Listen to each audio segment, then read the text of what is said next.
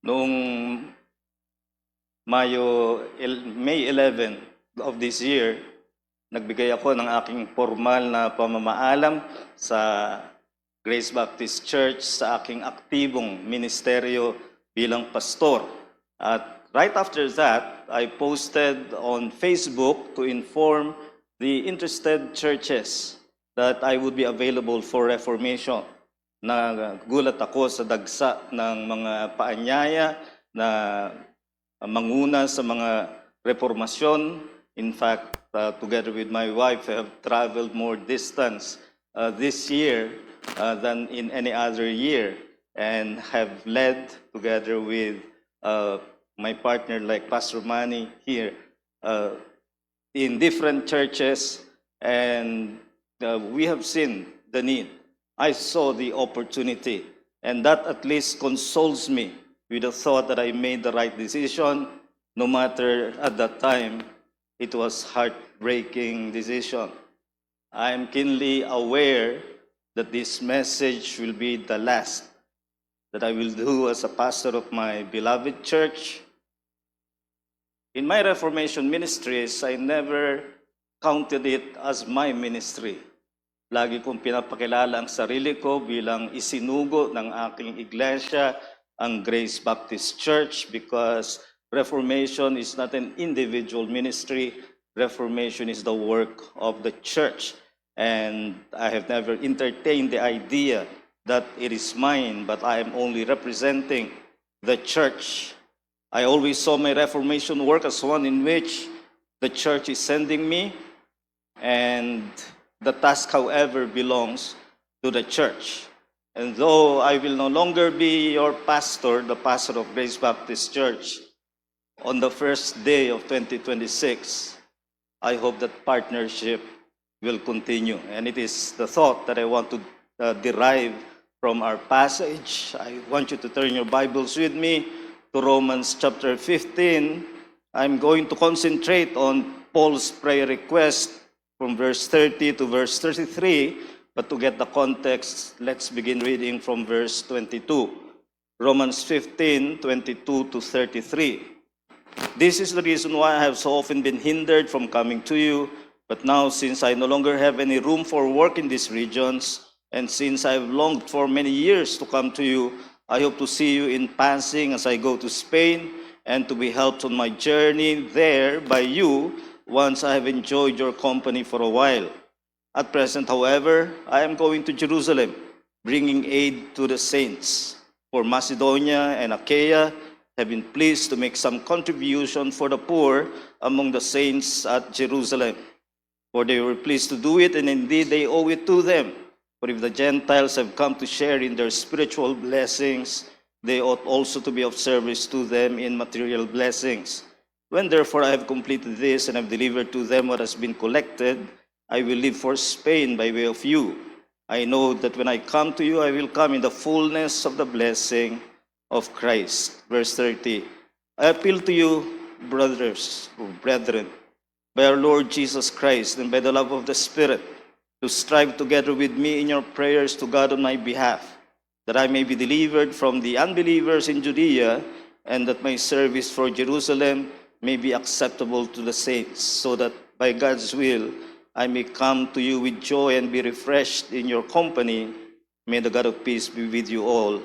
Amen. That is the blessed and inspired word of God. As I observed this morning in my church, after a massive exposition of doctrine in the first 11 chapters, mostly on justification by faith, from chapter 12 to chapter 16 of Romans, we have the application part of doctrine, which is usually how Paul structures his letters. And in particular, in chapter 15, katatapos lang niya may angkop ang katotohanan ng Ebanghelyo sa usapin ng Christian liberty, at kanyang sinasaway at itinutuwid ang mga nagsasabing sila'y malakas, ngunit ang kanilang pagtrato sa mga mahihina ay walang pakundangan or insensitive.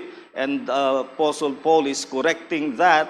And then halfway through chapter 15, Paul begins to transition to his own plans, and he uses the Roman church as a showcase for his ministry to the Gentiles. And there we saw this morning the need for a church to have that commendation that Paul gives must be a transforming church. I gave the message this morning in my church. A faithful church is continuing its internal transformation by God's grace. Ang isang tapat na iglesia ay nagpapatuloy sa kanyang panloob ng mga pagbabago sa pamamagitan ng biyaya ng Diyos. Pagkatapos nito ay sinabi ni Pablo ang kanyang plano. He will visit Jerusalem, and then from Jerusalem, he will go to Rome. And through Rome, ultimately, his plan was to go to Spain and start a work, a pioneering work in Spain. That last part of his plan will not be fulfilled. He will be able to go to Jerusalem and then will go to Rome, not by his own will, but rather as a prisoner of the Roman authorities. So his intention, however, is a good lesson for us. And I want to apply this to us as churches with a definite identity as Reformed, seeking the reformation of other churches. At yan ang aking gustong gawing mensahe ngayong hapon na ito, na we are looking at reforming outside as part of that which a church must be doing. My message is this: it is the vision of a Reformed church to bring reformation to other churches. Isang pangitain, hindi pangitain ng vision, kundi gusto niyang mangyari, isang pangitain ng isang iglesia na may paniniwalang Reformed na isulong ang reformasyon sa iba pang mga iglesia. It is the vision of a Reformed church to bring reformation to other churches. In the principle stated during the Reformation, Ecclesia Reformata Semper Reformanda, a Reformed church is always reforming. We apply that to ourselves internally by way of transformation, and now we are looking at how reformation applies to outside our churches. Let me stress at the outset, and this is important, our vision of reformation is not out of sense of any superiority. Hindi tayo nagmamagaling sa ibang mga iglesia at mababa ang tingin natin sa kanila dahil hindi natin sila kaantas ng paniniwala. That should not be the spirit of a reformer. I love the translation of the NIV of Peter's exhortation in 1 Peter 2:17, love the family of believers. If you are a true believer in Christ, I do not care whether you are Pentecostal, Charismatic, Arminian, or whatever theology you hold. If you are a believer in Jesus Christ, you are my brother, you are my sister in Christ. That is, if you are in Christ. However, it is precisely on the ground of that love for brethren that we want the truth to influence all churches. As Robert Murray McCheyne would say, he loves you the most who tells the truth most to you. Kaya dyan rin nasusukat kung paano natin iniibig ang kapatiran ng mga ibang iglesia, ay ang hangarin nating malaman nila ang dapat nilang malaman na katotohanan na ipinaalam din naman sa atin sa biyaya ng Diyos. But why should there be this vision maintained in a Reformed church? What is happening in other churches? We see this in Paul's prayer requests to the Roman church, that they wrestle with him in prayer on two reasons. First, the world's unbelief is a hindering power to churches. Ang kawalan ng pananampalataya ng mundo ay isang puwersa na sumasagabal sa mga iglesia. The world's unbelief is a hindering power to churches. And the second prayer request shows the word's acceptance is a requisite demand for churches. Ang pagtanggap sa salita ay pinaiiral dapat sa lahat ng mga iglesia. The word's acceptance is a requisite demand for churches. So those two reasons, we seek reformation outside of us, even as we are seeking transformation inside of us. The first is the world's unbelief is a hindering power to churches. Look at, listen to Paul's prayer request, that I may be delivered from the unbelievers in Judea. Judea, of course, is the province where Jerusalem was located, and he was going to Jerusalem, and he was mindful that he will encounter unbelievers in Judea, and that he considers to be a potential hindrance. And that shows us that unbelief in the world drives many churches to compromise. When Apostle Paul made this request, he sees unbelievers in Judea as a threat of persecution. Maaari silang mang-usig sa kanya, at kapag inusig siya, ay mapipilitan siyang tumakas gaya ng ibang panahon na kanyang ginawa, at mapipigilan ang pagkalat ng salita ng Diyos doon sa mga kapatiran ng Jerusalem. Now, if to Paul, the power of unbelief is seen in persecution, let me suggest that today, that power of unbelief in the world is creeping into churches not so much by persecution as it does by deception. And deception is effective precisely because it has its attraction. Marami mga iglesyang naaakit sa mundo, at kadalasan sila'y nagiging alingaw lamang ng mensahe ng mundo. They become echo of the message that you would hear from the world. As I was saying this morning, from life coaches who will tell you how to enhance your life, and you hear that today in pulpits, except that they spice it up with scriptures that are violating every rule of interpretation just so they can fit the Bible to their message. That is what's happening today, brethren. And you see that around the world. Sometimes they do it so publicly, as many churches just this year and last year made public statements how they have reversed their stand on the LGBTQ plus issue, because they feel the attraction, or they feel the pressure, whatever it is, pressure, attraction, they then go along the path of deception.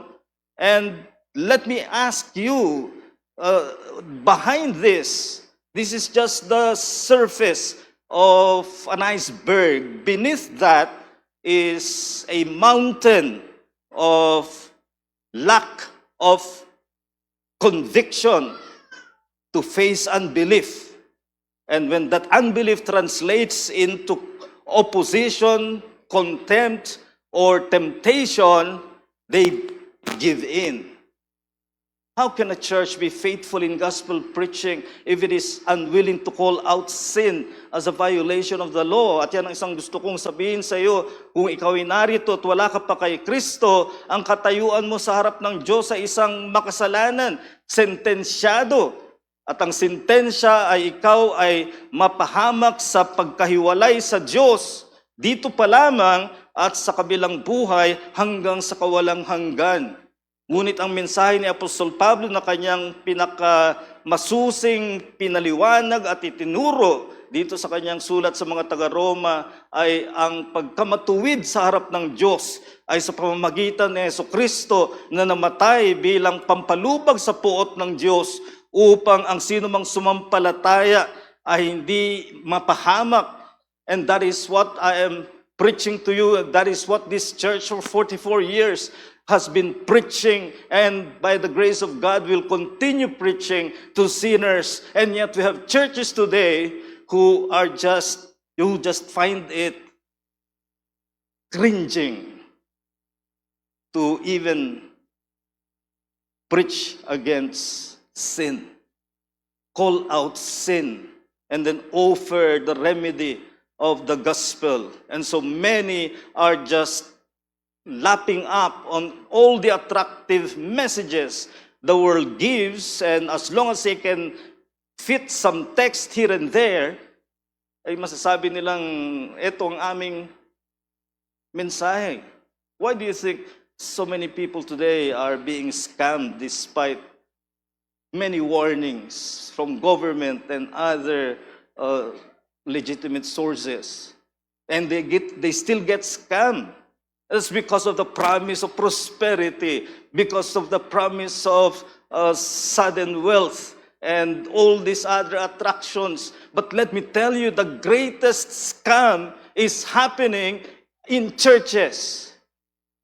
And the greatest danger to churches today are voices from the pulpit who are supposed to be preachers of the word, but they become preachers for the world.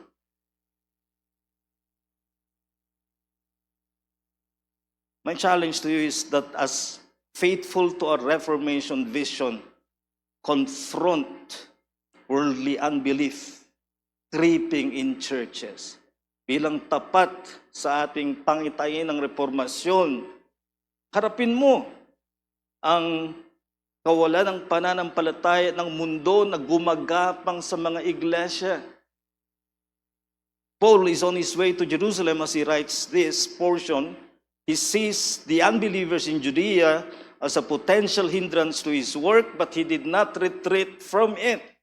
In fact, he says in Acts 20:24 that even though what is revealed to him is that imprisonment awaits him, he was willing to suffer for the grace of God. And that's the kind of churches we need, who, for the message of grace, will confront every attractive deception that is now creeping in churches.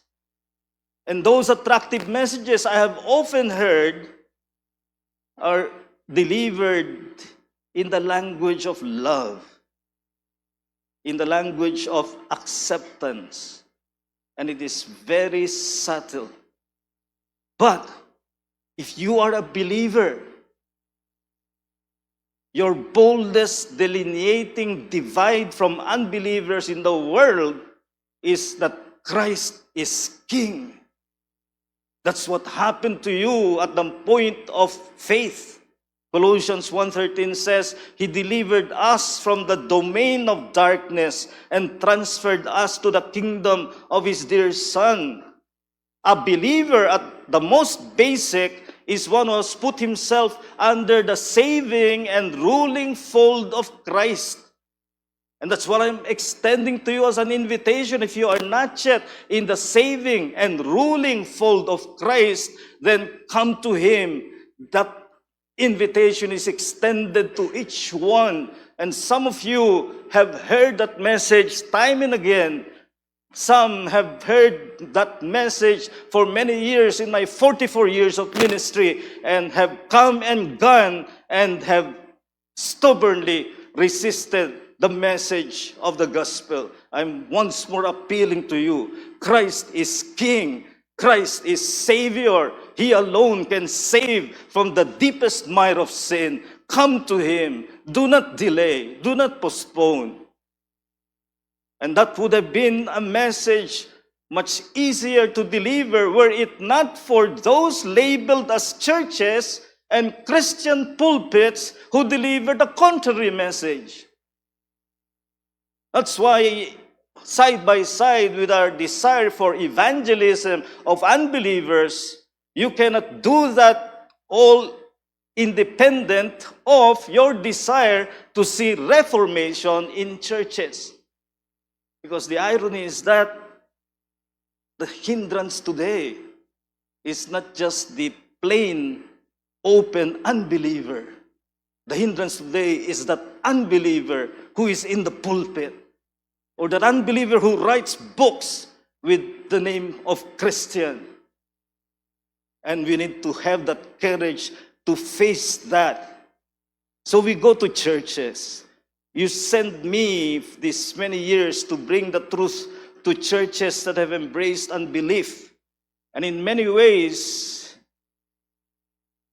it is a ministry that's physically wearisome, emotionally frustrating, many times lonely. But it has its joy. As we sang one line of that song in preparation, the world may call me a dreamer, a fool. Brothers and sisters, I have seen reformation still happening in churches today.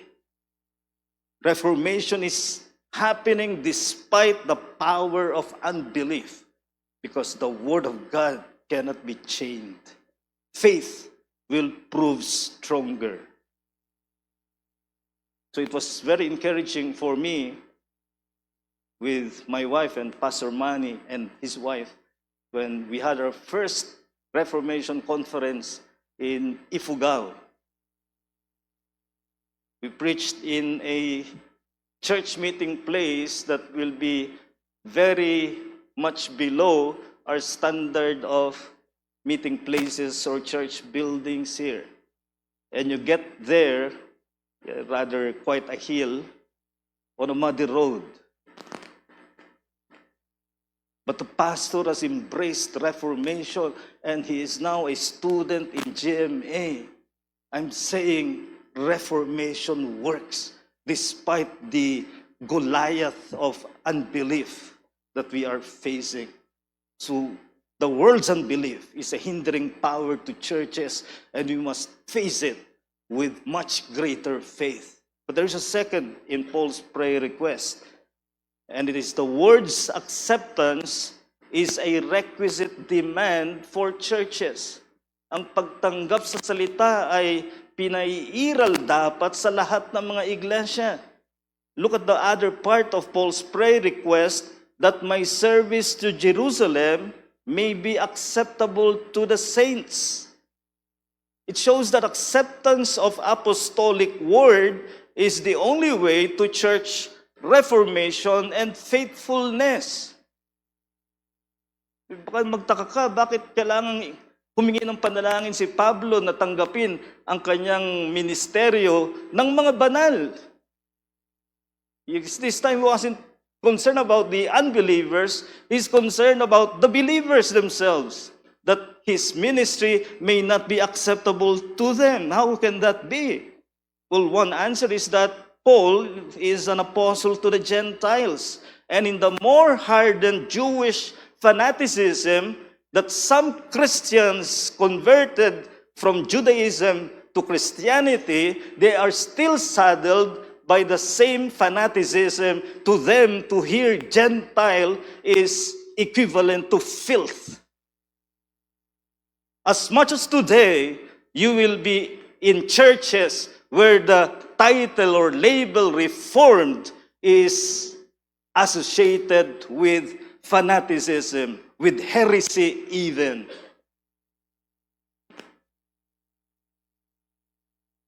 And it takes discernment and wisdom, bringing reformation to people who have hardened their bias against biblical doctrines, and yet they are Christians, they are saints. How we need wisdom. How we need to fit the message so that it will remain faithful but acceptable. I've illustrated this by way of something like when you are driving at night on a narrow road and you only have 2 lanes of opposite direction. When you meet another car on the opposite direction, what do? You lower the beam of your headlight. That's the courteous thing to do. If you put it in the high beam, that's disrespectful and that's dangerous to the opposite direction driver. And that means you're thinking of someone in opposition, yet you are fitting the way you give your light. Because giving it in a way that is unwise may all the more imperil. So my challenge, brethren, be patient. but firm in presenting the word for the acceptance of churches. Reformation is about changing churches so that they may accept the apostolic word. At para dyan, kailangan natin ng patience na merong firmness. These are two characters that never seem to go together. Some are patient to the point of yielding to the errors of churches that have given themselves to errors. But others are firm to the point of being contemptuous, which only drives away.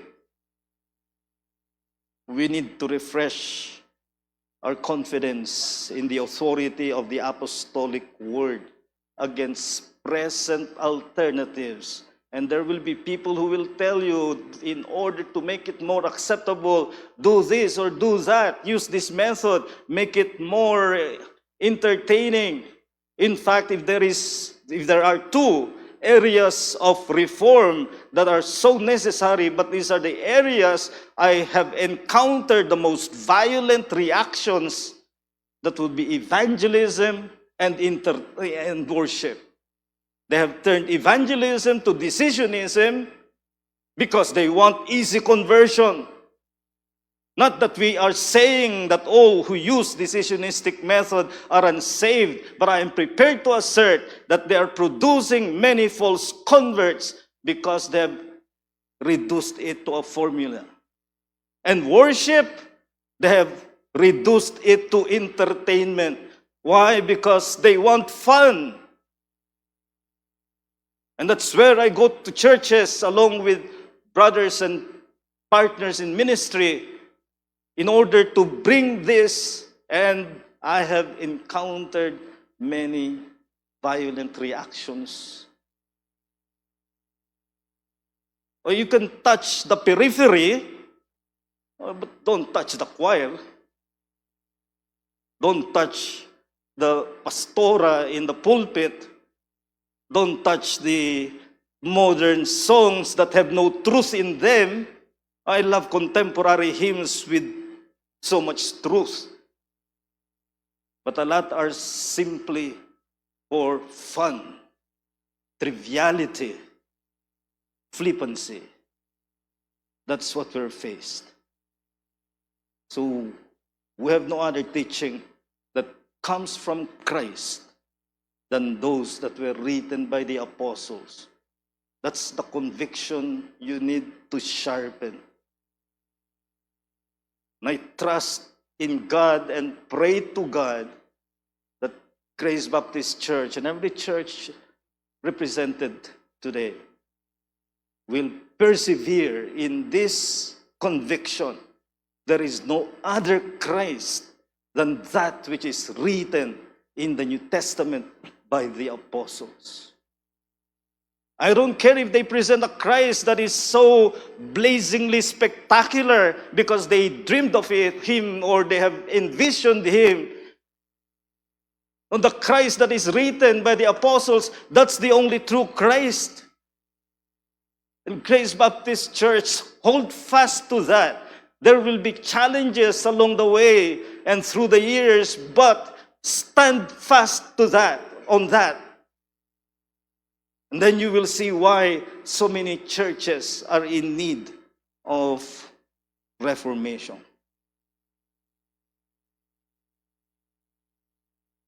But present it persuasively so that by the blessing of the Holy Spirit, as Paul seeks the prayer of the Roman church, that his ministry may be acceptable to the saints. I think the greatest statement from the Reformation, if you are seeking one line to define the Reformation, it was spoken by Martin Luther about a month after Magellan rediscovered the Philippines, the islands that later will be called the Philippines. A month in Europe after that, Martin Luther standing before the Diet of Worms was challenged, and of his famous response, the one line that summarizes the Reformation is, "My conscience is captive to the Word of God." That's the church. That's the faithful church. That's what a reforming church is. And for 44 years, that with all the imperfections and flaws, that is the conviction that stood out, I hope, from the pulpit to the seats of the members, that my conscience is captive to the Word of God. So, brethren, I bid farewell to the pulpit of Grace Baptist Church. But my heart is full of gratitude for all our shared years.